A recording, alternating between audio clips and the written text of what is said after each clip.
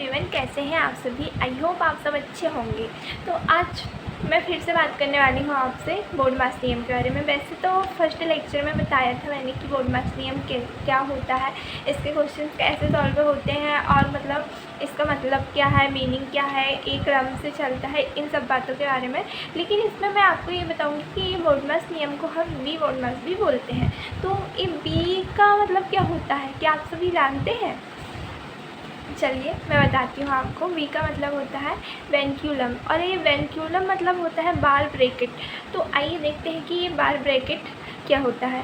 तो इससे पहले मैं आपको छोटी सी कुछ बातें बता देना चाहती हूँ कि बोर्ड मास नियम क्यों आया। ये कभी आपके माइंड में आया है क्या?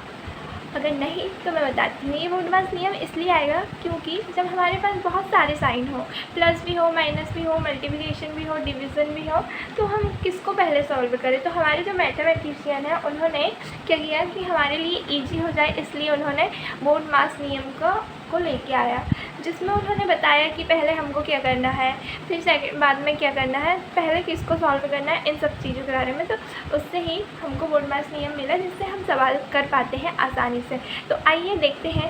ये देखिए, अगर बोर्ड मास नियम नहीं होता तो ये क्वेश्चन ऐसे सॉल्व नहीं होता। बोर्ड मास नियम नहीं होता तो कैसे सॉल्व होता देखते हैं। हम क्या करते हैं, ये 100 डिवाइडेड बाय ये 50 दूनी 100 लिखते, ठीक है। और ये 100 से 100 कटता तो ये कितना हो जाता, 1 हो जाता है कि नहीं। तो हमारा इसका आंसर 1 आता। अब तो हमारे पास ये दो आंसर हो गए। ये फर्स्ट तो इसमें क्या हुआ है, इसमें हमने बोर्ड मास नियम का यूज़ किए हैं। पहले डिवाइड करें इसको 50 दूनी 100, ठीक है। तो ये 2 बार गया, फिर क्रॉस किए, क्योंकि पहले हमको क्या करना है, डिवाइड करना, फिर मल्टीप्लिकेशन करना है, इसलिए उससे।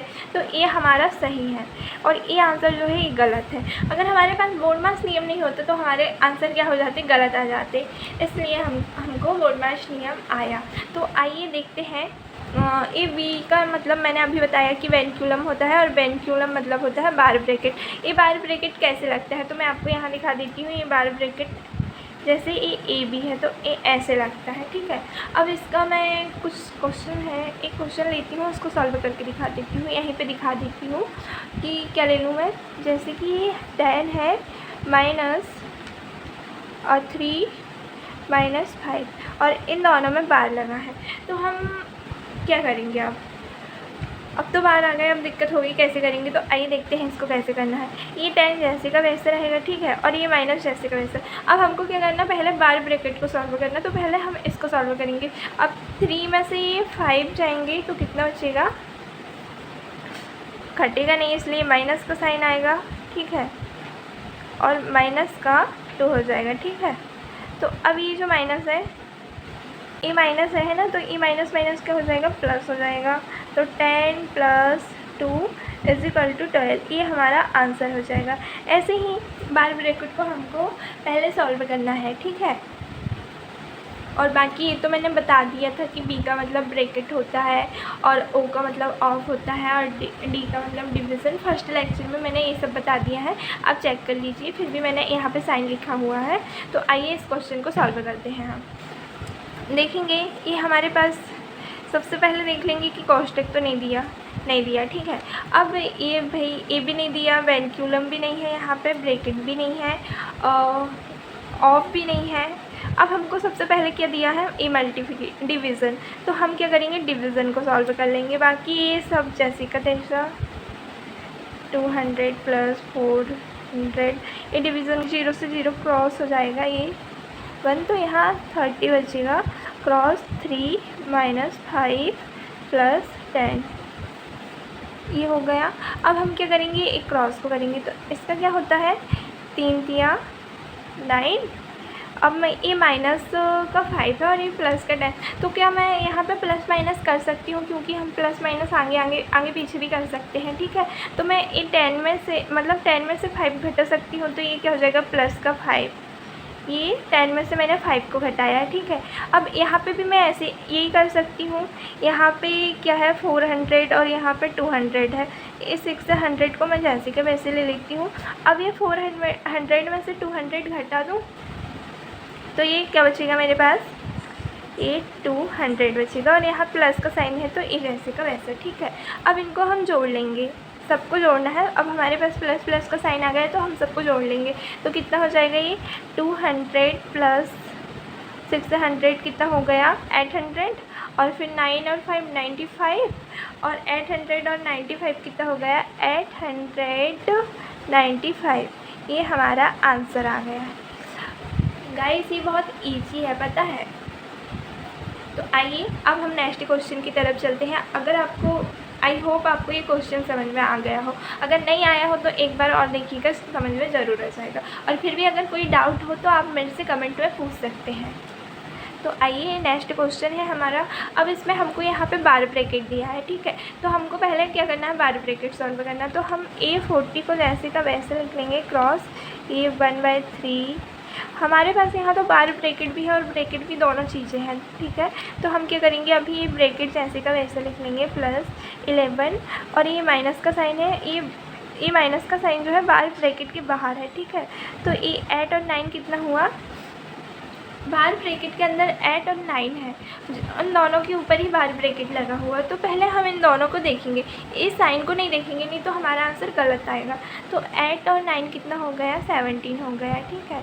और ये कोष्टक जैसे का वैसा। आइए अब हम क्या करेंगे, ये कोष्टक को सॉल्व कर लेंगे पहले। तो ये 40 क्रॉस 1/3। अब ये कोष्टक को हम सॉल्व करेंगे तो ये हमारा कितना हो जाएगा, ऐसा करूँ मैं इनको जोड़ लेती हूँ, ठीक है। अब हम इस कोष्टक को सॉल्व कर लेंगे। तो हमारा ये 15 प्लस 11 कितना हो जाएगा 26, और ये माइनस का 17 जैसे का वैसा। अब मैं आपको यहीं पे करके दिखा देती हूँ आगे का। तो अब ये हमारा 40 क्रॉस ये 1/3, ये वही रहेगा सेम। और ये अब हम इसको घटा लेंगे, ठीक है। अब 26 में से 17 घटेगा तो कितना बचेगा 9 बचेगा, है ना। और ये 9 क्या रहेगा, मतलब ये यहाँ पे ब्रैकेट है, मतलब ये गुणे में रहेगा, ठीक है, मल्टीप्लिकेशन में रहेगा। तो ये इसका हम क्या करेंगे, 3 एकम 3, 3 दिया 9, ये कट जाएगा। तो अब हमारे कट जाएगा।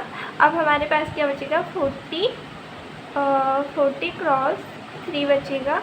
अब हम इसका मल्टीप्लिकेशन कर लेंगे तो ये क्या हो जाएगा 4 या 12 और ये 0, ये हमारा आ जाएगा, ठीक है। अब हम नेक्स्ट क्वेश्चन देख लेते हैं।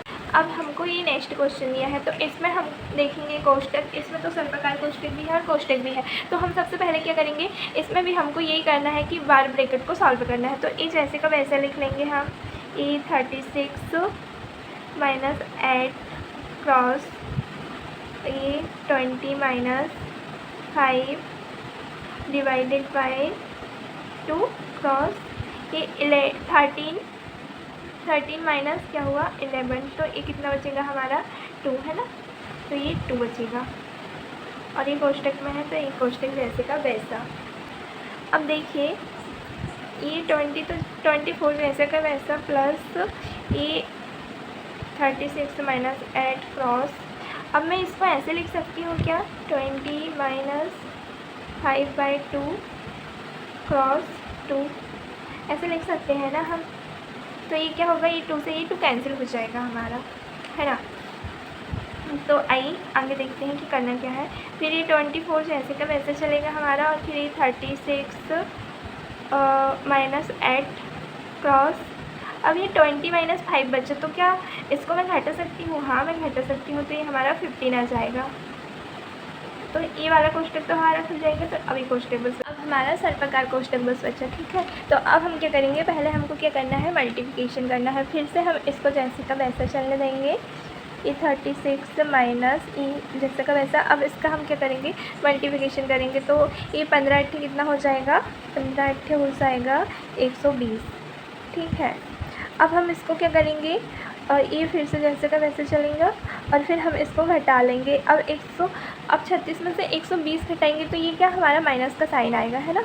तो ये घटाएंगे तो क्या बचेगा 4। 120 में से 36 घटाएंगे तो कितना बचेगा 84 बचेगा, है ना। तो ये 84 बचेगा, 84।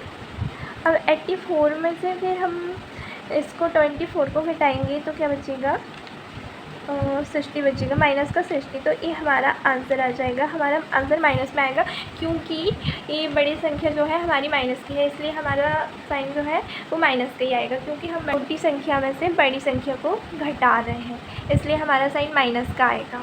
ठीक है, आइए अब हम नेक्स्ट क्वेश्चन देखते हैं। तो इसमें हमको दिया है, तो हम इसमें ब्रैकेट और बार ब्रैकेट सबसे पहले देखेंगे कि हमको बार ब्रैकेट कहाँ दिया है। तो ये बार ब्रैकेट यहाँ दिया है, तो हम इनको जैसे का वैसे लिख देंगे। ठीक है, तो ये 63, ये माइनस और ये -3, सर्वप्रकार कोष्टक -2 माइनस 8 और -3 है, तो हम इसको पहले सॉल्व करेंगे। ठीक है, तो 8 में से 3 जाएगा तो कितना बचेगा, 5 बचेगा, है ना। और ये डिवाइडेड बाय 3 और फिर ये जैसे का वैसा 5 प्लस और ये -2 और ये माइनस का 1 और ये सर्वप्रकार कोष्टक। अब हम क्या कर सकते हैं, अब इसमें हमको मतलब सर्वप्रकार कोष्टक दिया है, तो हम एक कोष्टक का बाहर वाला भी कर सकते हैं साथ में। तो इसको मैं कर लेती हूँ 63 + 3। ठीक है, ये माइनस माइनस प्लस होगा, इसलिए यहाँ पे प्लस आएगा, तो ये वाला जो कोष्टक है ये खुल जाएगा हमारा। अब इसमें अंदर देखेंगे ये क्या है, माइनस का 2 और माइनस का 5, तो ये माइनस का 7 हो जाएगा। तो अब माइनस का 7 कैसे आएगा, तो ये माइनस का 7 इसलिए आएगा क्योंकि 5 बड़ी संख्या है और बड़ी संख्या के सामने जो माइनस है, इसलिए यहाँ पे माइनस का 7 आएगा। अगर यहाँ पे +2 रहता और यहाँ -5 रहता तो ये दोनों घटता, पर बड़ी संख्या का जो साइन है वो यहाँ पे आता माइनस का। ठीक है, अब फिर ये डिवाइडेड बाय जैसे का वैसा 3 और फिर एक कोष्टक में ये 5 है। ठीक, और इसका फिर अंदर गुणा करना है। अब दोनों कोष्टक में है, इसलिए हम क्या करेंगे कि ये 2 का -2 का गुणा -1 में करेंगे, तो ये क्या हो जाएगा, +2। ठीक है, +2 हो जाएगा, तो ये वाला कोष्टक जो हमारा खुल जाएगा। तो अब देखिए हम ये कोष्टक भी खोलेंगे, तो ये 63 प्लस यहाँ पे क्या होगा, 7 3 21, तो ये 21 क्या हो जाएगा, ये माइनस का आएगा। ठीक, और ये डिवाइडेड बाय 3 और यहाँ पे क्या हो जाएगा, 7 हो जाएगा, है ना। तो अब हम क्या करेंगे, ये 63 और ये माइनस का 21 और ये फिर 7 3 क्या हो जाएगा, 21 हो जाएगा, तो ये हमारा 21 आ गया, है ना। अब हम इसको क्या कर सकते हैं, माइनस का 21 बाय ये डिवाइड में है इसलिए नीचे आ जाएगा, तो अभी 21 एकम 21, एक बार जाएगा फिर बच्चे 1, तो ये क्या होगा, 63 - 1, तो अब 63 में से बन जाएगा तो क्या बचेगा, 62 और ये हमारा आंसर आ जाएगा। अब ऐसे ही आप मुझे नेक्स्ट क्वेश्चन का आंसर बताइएगा कमेंट में। अगर आपको वीडियो समझ में आया हो तो वीडियो को लाइक करें, कमेंट करें और शेयर करें। और अगर आपको कोई भी डाउट हो तो आप मुझे कमेंट में बता सकते हैं, या फिर कोई भी टॉपिक में आपको वीडियो चाहिए तो आप मुझे कमेंट में बताइएगा, मैं वो टॉपिक में वीडियो अपलोड कर दूँगी। Thank you for watching.